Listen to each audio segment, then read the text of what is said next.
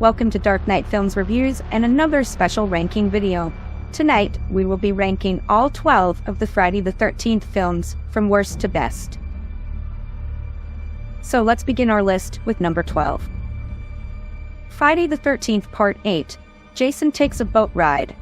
Jason Takes Manhattan from 1989, written and directed by Rob Hedden. I'm sorry, it is hard to remember the title of this film when 80% of it takes place on a cruise ship called the SS Lazarus.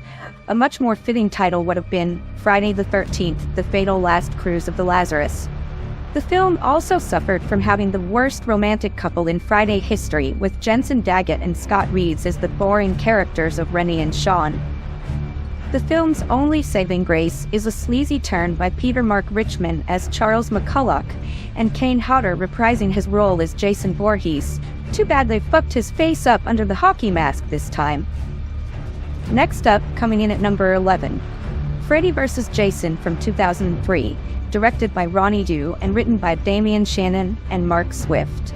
This crossover between the Nightmare on Elm Street and Friday the 13th franchises feels more like a Nightmare on Elm Street film, starring Jason and featuring brief bits here and there with Freddy. The final clash between the horror icons is pretty well choreographed, but Jason should have just destroyed Freddy. And then we have the single worst final girl in Friday history with Monica Keena as Laurie Campbell. Seriously. That fucking girl was annoying as hell, and yet they give her the honor of killing Freddy at the end. What a bunch of bullshit. Number 10. We have Jason X from 2002, directed by James Isaac and written by Todd Farmer. This is yet another horror film that decided to send its iconic villain into space, similar to films like Hellraiser, Bloodline, and Leprechaun 4 in Space. This has a strong lead in Lexa Doig as Rowan, as well as Peter Mensah as Sergeant Brodsky, and Kane Hodder in his fourth and final appearance as Jason Voorhees. Unfortunately, other than the super inventive liquid nitrogen kill of the character of Adrian, played by Christy Angus, and a kick-ass final look for Jason as Uber Jason, this film doesn't have much else to offer. Coming in at number 9, we have Jason Goes to Hell, the final Friday from 1993, directed by Adam Marcus, written by Jay Hughley and Dean Lorey. This was the first Friday film under their new studio banner of New Line Cinema and featured the return of series creator Sean S. Cunningham as a producer. Due to Marcus's decision to rip off the sci-fi classic The Hidden for its premise, the film wasn't very well received. Although it features a strong lead in John D. LeMay, who was already popular with fans for his turn as Ryan Dallian in Friday the 13th the series, and also had great performances by Stephen Williams as Creighton Duke, Allison Smith as Vicky, and Erin Gray as Diana Kimball. Its ending set up Freddy vs. Jason, which we've already covered on this list. And coming in at number 8 is Friday the 13th, A New Beginning from 1985, directed by Danny Steinman. Although a new adult actor, John Shepard, is playing Tommy Jarvis in this film, it also features a cameo appearance from Corey Feldman, who portrayed the character as a child in the previous film. This film upset many fans, as it features a copycat killer named Roy Burns, played by Dick Wieand, instead of bringing back Jason. But the film has a certain charm and fun to it, especially with the characters of Ethelyn Jr., played by Carol Locatell, and Ron Sloan. Coming in at number 7, we have Friday the 13th Part 7, The New Blood from 1988, directed by John Carl Buechler. The New Blood was intended to have a higher standard of quality than that of the previous installments, with high-profile directors being considered to helm the project. Paramount Pictures sought a partnership with New Line Cinema to create a crossover film between the Friday the 13th and Nightmare on Elm Street series, which would not come to fruition until our already mentioned film of Freddy vs. Jason. After several failed concepts, screenwriter Daryl Haney suggested an idea akin to Jason vs. Carrie, in which Jason would battle a teenage girl with psychokinetic abilities. That character would eventually become Tina Shepard, played by Lar Park Lincoln. This film features an excellent performance by Terry Kaiser as the sleazy Dr. Cruz, and Kane Hodder in his first appearance as Jason Voorhees. Buechler's design of Jason in this film is one of the best ever. And at number 6, we have Friday the 13th from 1980, directed by Sean S. Cunningham, written by Victor Miller. Following the success of John Carpenter's Halloween, Cunningham put out an advertisement to sell the film strictly by its title alone in Variety in early 1979, while Miller was still drafting the screenplay. Whereas his ripoff was initially unique, as it painted the film as a mystery. However, the reveal of the killer being Betsy Palmer as Mrs. Voorhees was a failure, since her character was never shown or introduced earlier in the film. So it ends up being this random woman who shows up near the end, is revealed to be the killer. It really kills the entire mystery element of the film. The film does get a major plus though, with an early appearance by Kevin Bacon as the character of Jack, and the excellent special effects on the kills by Tom Savini.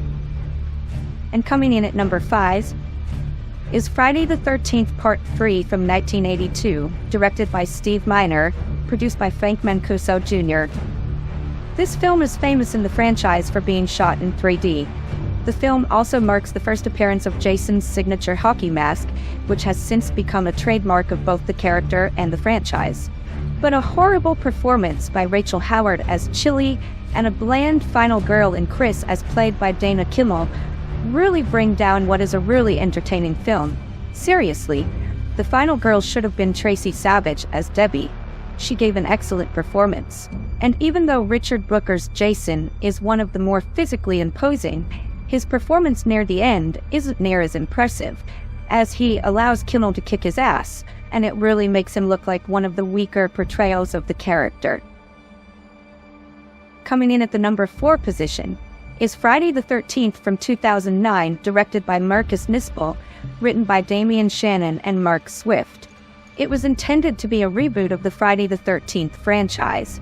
Nispel also directed the 2003 remake of Tobe Hooper's The Texas Chainsaw Massacre, while Shannon and Swift wrote the screenplay for Freddy vs. Jason, which we mentioned earlier. It stars Jared Padalecki, who is highly likable in the role of Clay Miller. Danielle Panabaker is perfect in the role of Jenna, until it was decided to kill her character off near the end of the film. Travis Van Winkle is so good as the asshole character of Trent. You literally cannot wait for Jason to finally kill his ass. And Derek Mayers plays the most intelligent and frightening Jason Voorhees ever. And clocking in at number 3 is Friday the 13th Part 2 from 1981, produced and directed by Steve Miner in his directorial debut, and written by Ron Kurz. This is one of the first horror films to bring back the final girl from the previous film and kill her off in the opening sequence. This is done to Adrienne King's Alice Hardy character, in a really long recap of the original film's final moments. The film marks the debut of Jason Voorhees as the series' main antagonist, except he's wearing a burlap sack on his head, which is very similar to the look of the Phantom Killer from the 1976 film The Town That Dreaded Sundown, a fact that the producers deny they even knew about.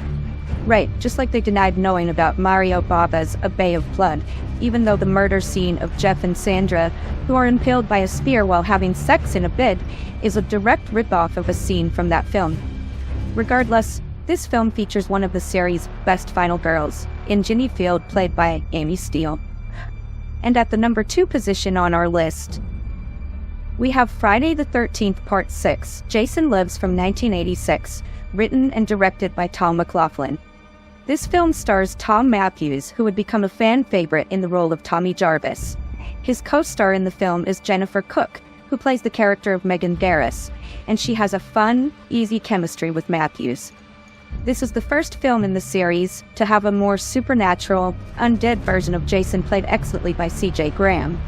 The film also introduced a meta-humor that in the years since its release have been successfully duplicated, most notably with the Scream film series. McLaughlin doesn't get enough credit for how influential and different this chapter in the series is.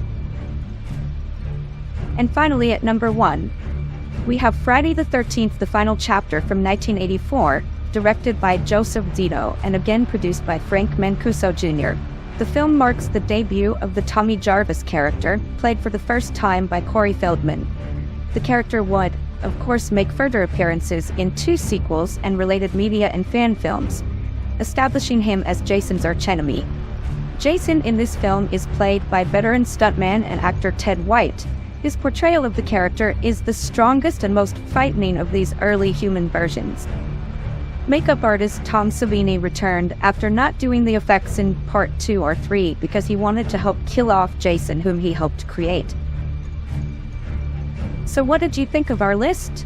Do you agree? Do you disagree? Let us know in the comments down below.